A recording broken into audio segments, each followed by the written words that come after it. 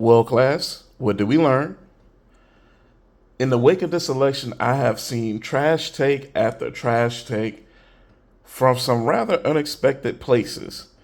Um, to kind of just sum it up, I've seen the likes of Kyle Kalinske, FD Signifier, and some other libs go straight to, oh, it's racism and sexism. That's why she lost. Nothing more. Even people like Kyle uh, advocating for a rightward march and claiming that her campaign was magnificent. I don't know what more she could have done. Um, I don't know. Maybe I'm in the twilight zone, and I'm definitely gonna tag a couple of uh, some of my guys that I think have some great political instincts as well. If y'all guys have like a few minutes to sit through, please listen to this and let me know if I'm fucking crazy. uh,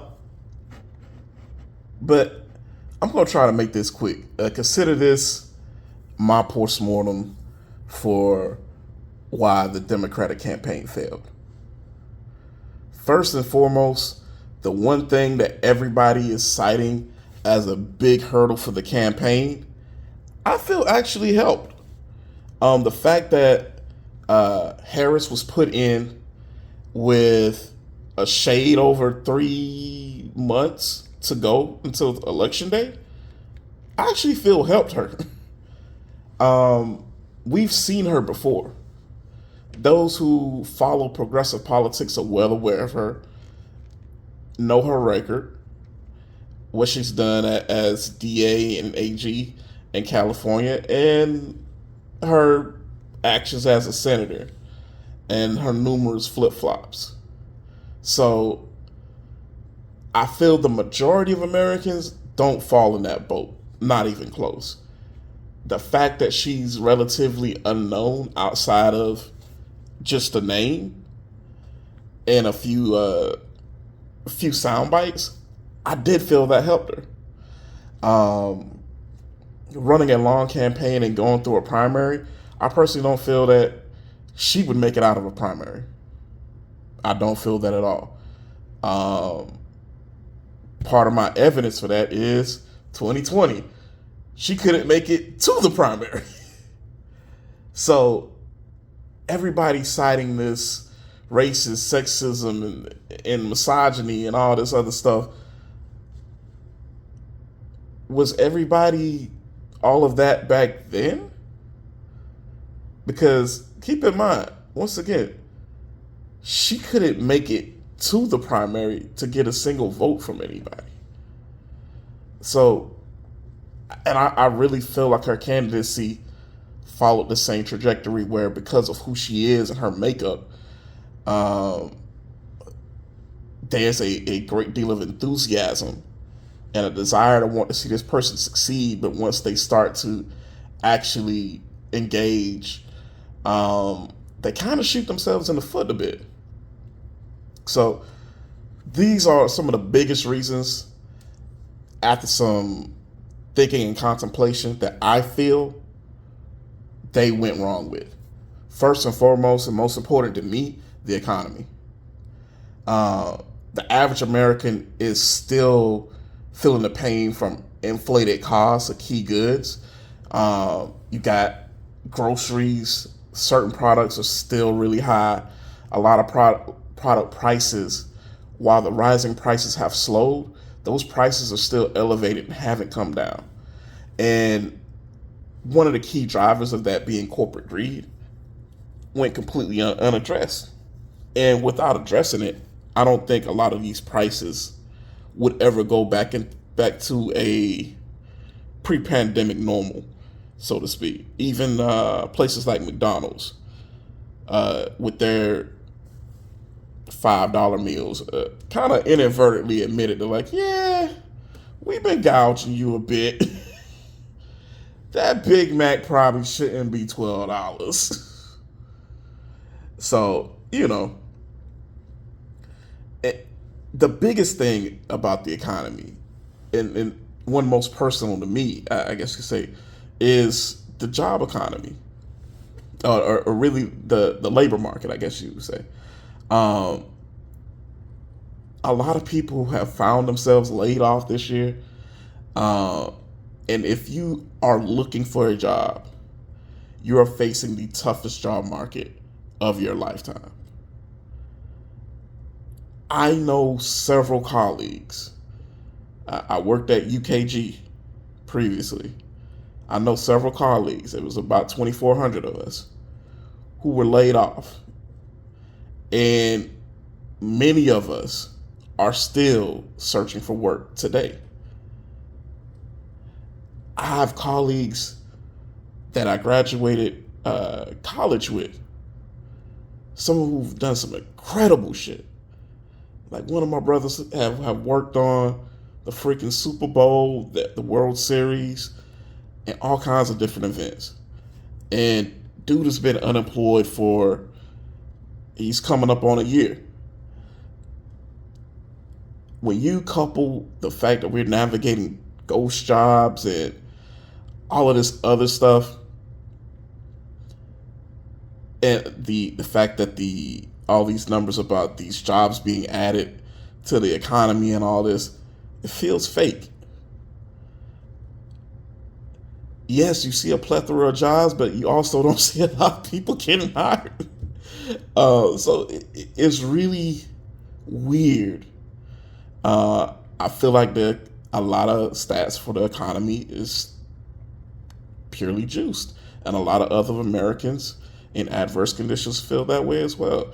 There are over 7 million prime age men between the ages of 18 and 49, and some 5 million women who are in the same boat that are chronically unemployed.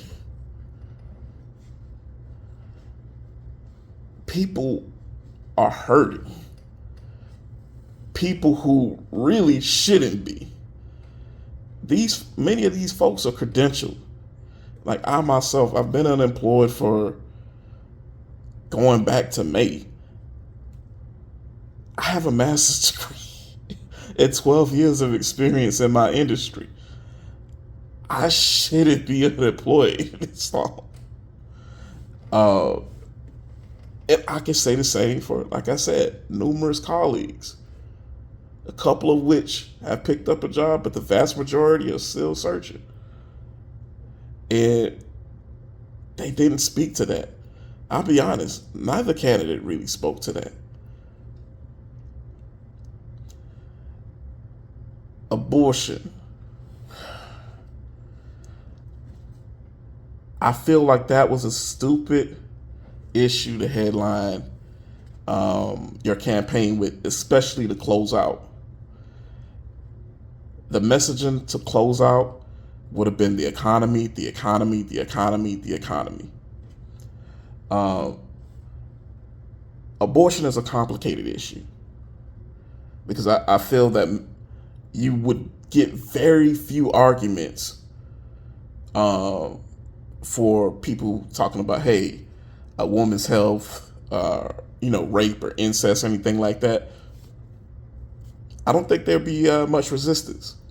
However, as a personal elective procedure just to get rid of an unwanted pregnancy, that's where I think you see people's conservative streak start to pivot and appear. At the end of the day, whether you quote unquote believe it begins at inception or at viability, we all know that if a baby is in there or if it, is implanted and healthy, that would become a life, more than likely. So I don't think a lot of people are really in favor of it as an elective procedure. There are a lot of socially conservative demographics. And in particular, a lot of people are trying to figure out Latinos didn't come out. They dropped I think it was 11 to 12% according to some of the exit data. Let me explain this. The Catholic, the fucking Catholic, a lot of them are Catholic. These people, Catholics, don't fuck with birth control. They damn sure ain't fucking with abortion.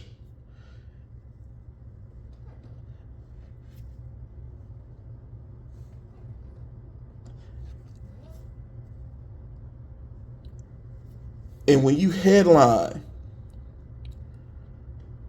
your campaign with abortion, yeah, there are some of those who probably hold those values really deep and dear that you're not going to get their vote.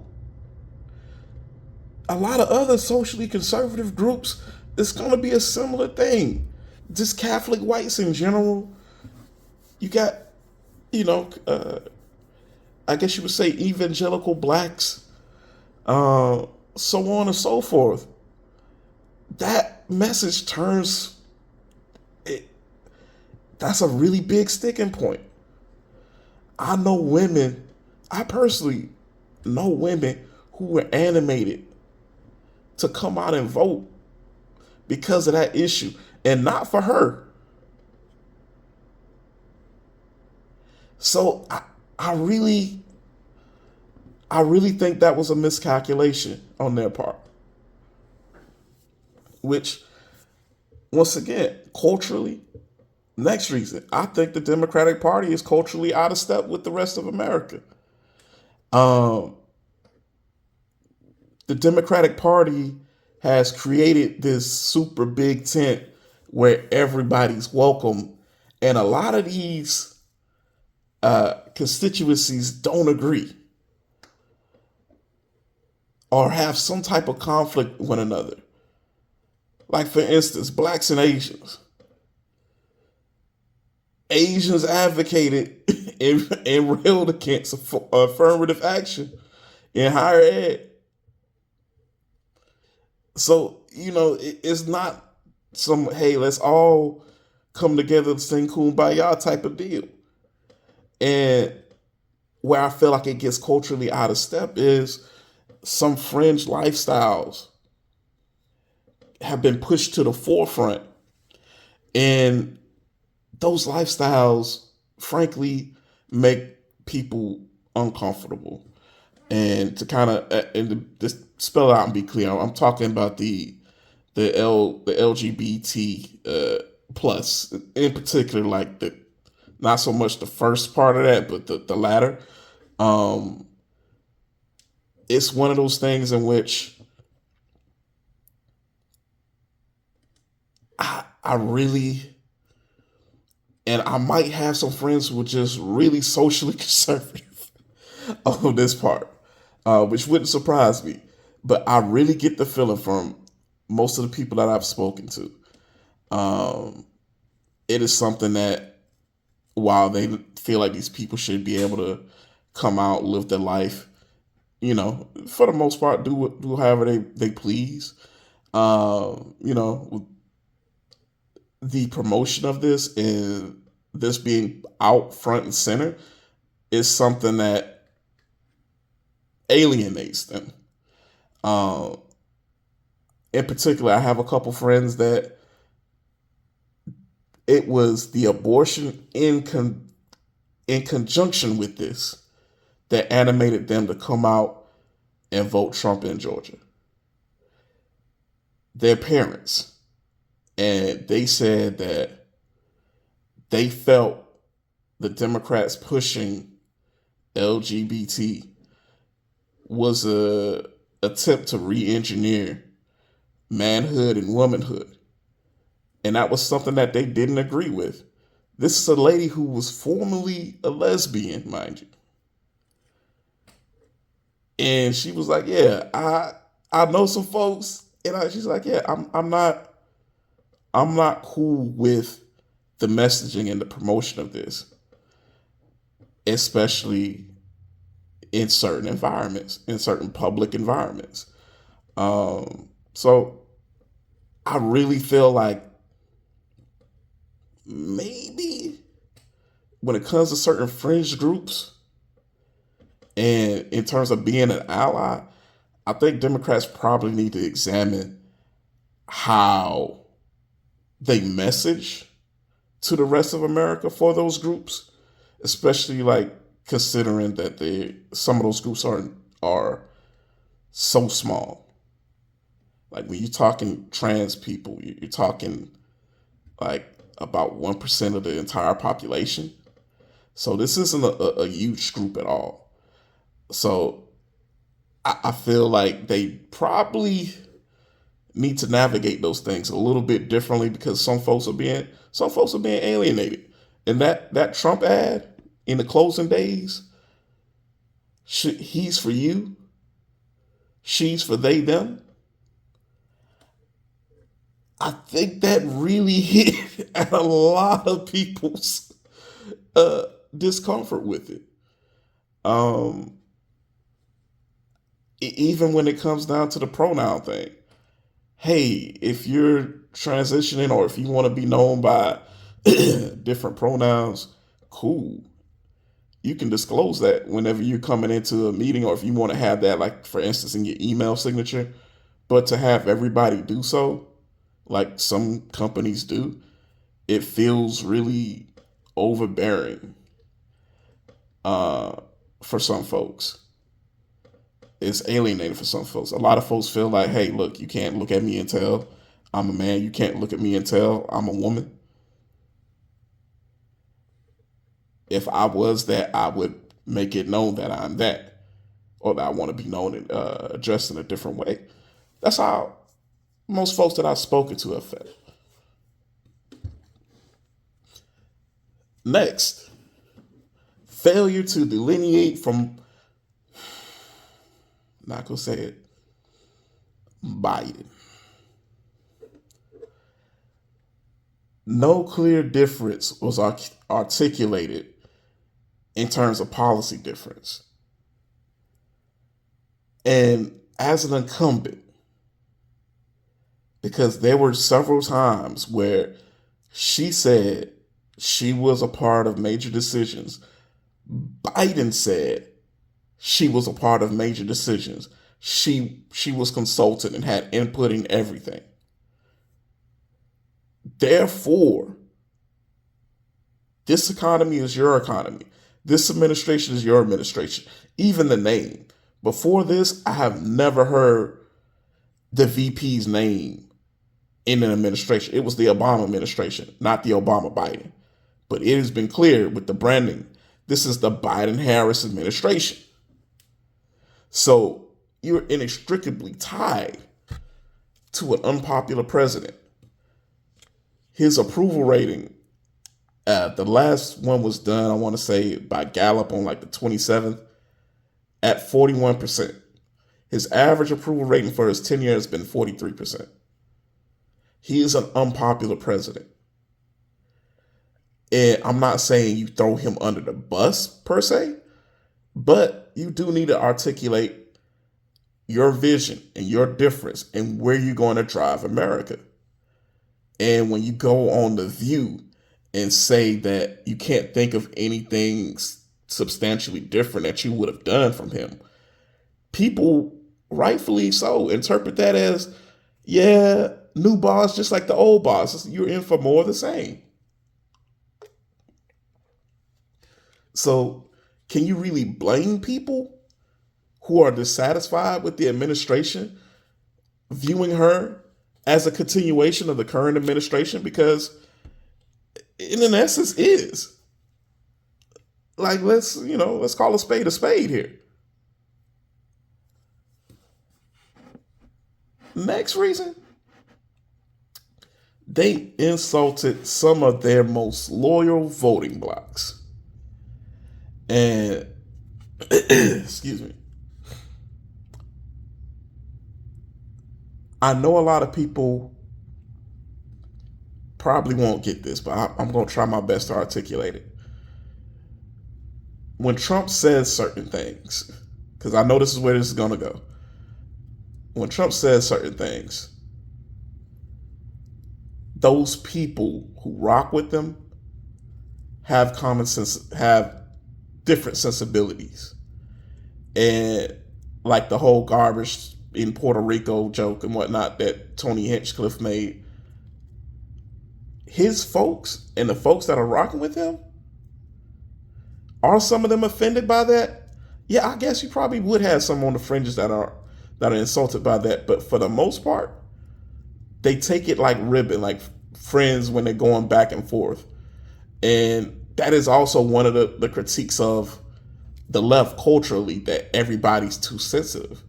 And to some degree, I do feel there's some merit to that. There's a heightened sensitivity to everything, and they're constantly apologizing. Oh, I'm sorry if that made you feel uncomfortable. Like, nah, you know what? You said it. Like, hey, look, it's cool. Go, keep going. Like, rib me back. If, you know what I'm saying? But that's very different than what happened on the Democratic side. It's a different dynamic. Because of the PC culture and how Democrats try to be this all-inclusive party, it hits very different. So you had voters who, like I said previously, with certain aspects of the Democratic message, culturally are turned off. But you had voters like Arabs and Muslims directly being shunned by the party. You had black men being really threatened and shamed by the Democratic Party. The second most loyal voting bloc of this party basically was told, for lack of a better wording, shut up, nigga, and vote. Don't question us. Vote. You ain't getting that for your vote, but you should come out and vote for me. I'm not doing anything for you, nigga, but vote. And ran campaigns, the talking heads for several Democratic operatives like Joy Reids, Tiffany Crosses, so on and so forth. And this was not the first election, but just, I feel like it came to a head. You had the Uncle Lukes basically all saying the same thing. President Obama came out finger wagging, calling black men misogynists. The men who witnessed female leadership the most from the time of their conception up until they hit the world. Do you know how fucking stupid you sound? But on top of that, many black men this cycle did actually say, hey, look, I want something for my vote. I want something tangible. Give me something to latch on to. And they were shamed. They were threatened with social isolation. They even ran ads, the Harris Walls campaign, basically messaging the women like, hey, look, these guys that don't want to vote or want to vote Trump, don't sleep with them. Trying to get in between people's intimate relationships, like that is bold, and that is next level insulting. And couple that with, like I said, the Arabs and Muslims, you're slaying their kinsmen, their spiritual brothers, and you completely shun these people out. You wouldn't even allow a pre-approved speech to be read at the DNC. And these people, I can say this, I give them a whole hell of a lot of credit, because they came together and they did what they were supposed to do. They said, yo, you will not touch the White House if we got anything to say about it.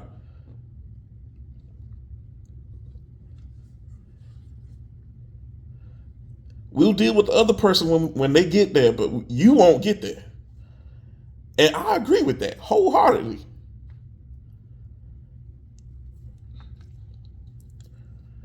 The next,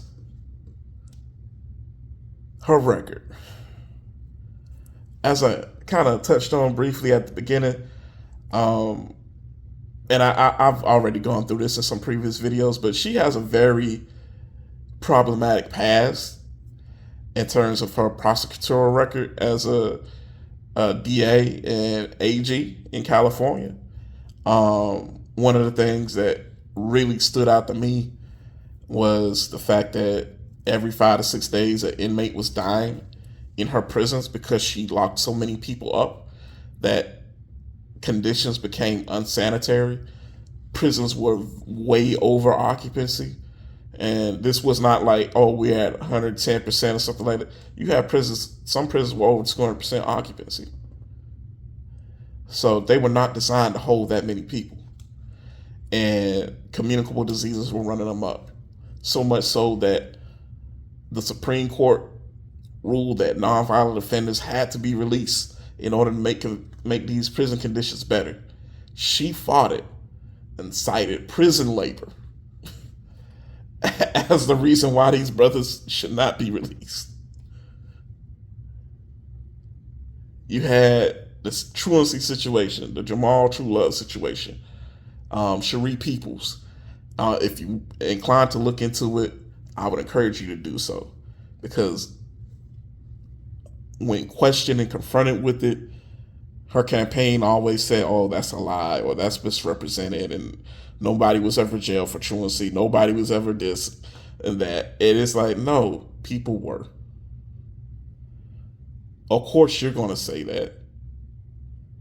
That's like going to somebody that did a crime who's not crazy. Hey man, did you do this crime? No. Okay, I guess they ain't do it. Like nobody would stop there. But beyond that, as a senator, and this is kind of where I feel a lot of people who did have hesitancy with her, kind of they remember some of these things, maybe not these issues per se particular in front of mind, but they remember that they had some pause for her. She flip-flopped on a lot of issues. One of the biggest examples being Medicare for All, which she came out and endorsed Medicare for All after, I want to say it was during a debate, in the very next day, not even 24 hours, she was railing against Medicare for All. So she is the type of person that's on on all sides of an issue. She comes across as an empty suit because of that, which makes her feel untrustworthy. And it contributes to a likability issue, because similar to Clinton, I really truly believe a lot of people just don't rock with her because of that. It's different in that Hillary animated people viscerally. With her, it is a wariness and avoidance. So, same end result, but different feeling, I guess you could say. Once again, like, this woman did not make it to the primary to even get a vote. And her campaign lost a lot of steam really quick. And those flip-flops were a big part of it. And I think people did not forget that. Her biggest surrogates were the ones saying, hey, you're right to have reason to have pause about this lady. Remember that, DL? And in conclusion, messaging. I feel like the campaign's messaging was horrendous. There was not a consistent theme to a campaign. And where one did emerge, it emerged in a controversial space. Bernie Sanders' campaign, Medicare for All. Trump's campaign, I'm going to do something about immigration. And,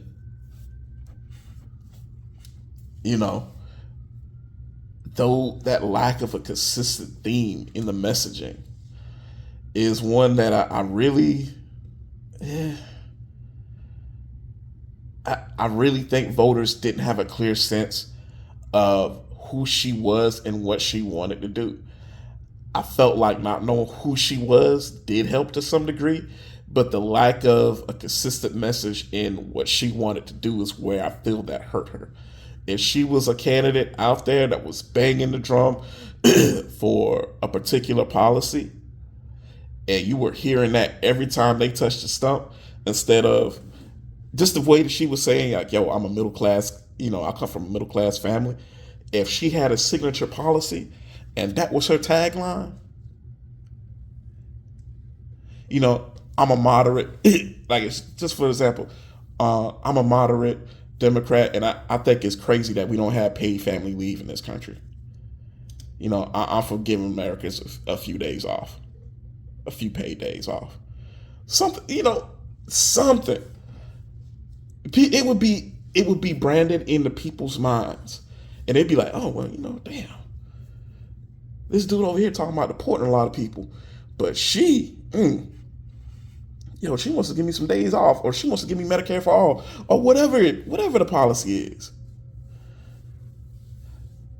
And finally, and this is where I feel like the death knell was for the campaign. The media blitz that she did at the end, it showed off her shortcomings. But I understand why she had to do it.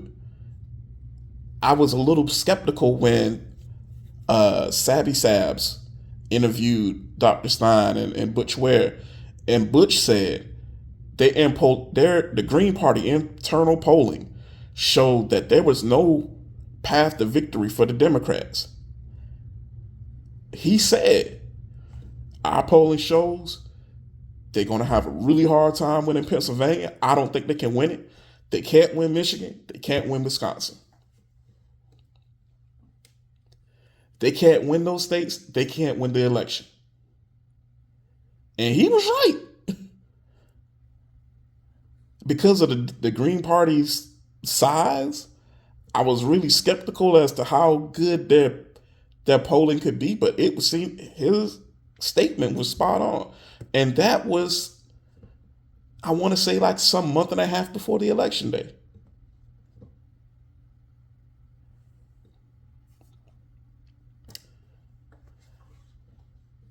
But that media blitz, it showed that she could deliver a pre-prepared message, but whenever she was confronted with the hard-hitting questions, she fell flat. I remember turning on CNN late one night, and they said, one dude was like, she lost a one-person debate. When she did the late town hall, that late October town hall that was supposed to have been a debate that Trump was like, I'm not doing another one of these. I mean, that is scathing. And that's from friendly territory. When she was in Michigan and the teleprompter failed, like you saw where it came across as she had no substance. If she didn't have her words there, she couldn't freestyle. She couldn't wing anything. Even this video right now, I'm winging it. I'm coming off the dome with this. I ain't got nothing but just a couple little points. I ain't got no words written out. Oh shit! And you know what? I'll say this too. Final final closing. This is probably the issue that sunk them. Ain't no probably. This is the issue that sunk them, and it completely slipped my mind. Immigration, frankly, has hit a lot of cities hard, because we have people that are coming into the country, and it's not so much. It is their presence itself, but I put it like this: I don't think it would have the same visceral reaction if it wasn't people coming into the U.S., but also getting the level of support that they are. Schools were shut down in order to house people. Certain community resources were taken and reallocated to these people. they're getting money for housing, for food, in some cases, vehicles, at a time when Americans are struggling. I don't think that if you had Americans doing well and feeling like they were doing well in mass, I think that issue may not, I think it still would be a big issue. I don't know if it would be as big as it was or is. But when you couple that and you can constantly sending money to these foreign conflicts with Ukraine and Israel that the American people doesn't agree with, home is struggling. And you're trying to take care of everybody else. And that, I think, is the biggest reason why she lost. She didn't really, she never admitted like, hey, you know what, this was a mistake, or maybe we should have did this differently or anything like that. It was more like, well, the last guy's fault. The last guy's fault. And it's kind of crazy because especially when you look at who voted for and against that bill, it's like you had Bernie Sanders vote against that bill. You have Republicans vote against that bill. Like, you had other Democrats vote against that bill. So, I mean, it leads me to believe, and I'm not going to go cap like, oh, I've read the bill, it's a great bill. Nah, I ain't read the bill. I looked at who voted for the bill and who voted for against it. It leads me to believe that there's some certain problematic elements of that you got Bernie Sanders and other notable Democrats and Republicans are like, nah, this ain't it, boss. And you know what? Trump probably did put some pressure on some folks and gave them cover. Because Democrats do the same thing. Like, let's be real. We always want to tar and feather the other side with the political football, but Democrats are masters of it. Remember the parliamentarian? We can't raise the minimum wage because of the parliamentarian. This unelected official who just is our advisor, and we can frankly ignore them or even replace them if we want. But no, the all-powerful parliamentarian. You don't remember that? Okay. But that's it. I believe that's why she lost. In my heart of hearts, I do not believe that it was because the country is so virulently racist and misogynist and sexist. I think those are the convenient things to go to. And they absolve the candidate of their own shortcomings. So I would really challenge a FD. I would really challenge a Kyle Kalinske to look deeper and look into the issues that animated a lot of voters. I'm not saying that there's none of that, because you definitely are going to encounter some of that when you have somebody who is not the default person in America. But how could we elect Barack Obama twice and then turn around and have Trump? I don't think it's just this white lash. I think neoliberalism is failing. People's lives feel stagnant or worse off. Many people's children will have a worse life than they did. And people are reacting to that. So the instability that it's producing in our government is not a product of racism and all these other isms. It's a product that America's not feeling economically viable and struggling. And nobody's speaking to those concerns. And even when it comes down to Trump, because a lot of people want to point to the fact that Biden beat Trump in 2020. Biden didn't beat Trump in 2020. This is just me. But I recall that Trump railing against mail-in ballots and early voting.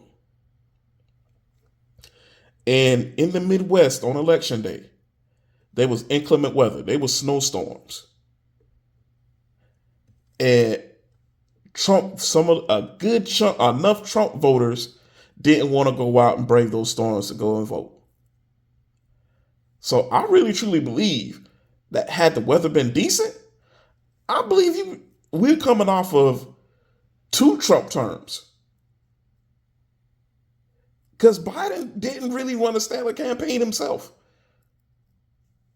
They hid Biden in the basement.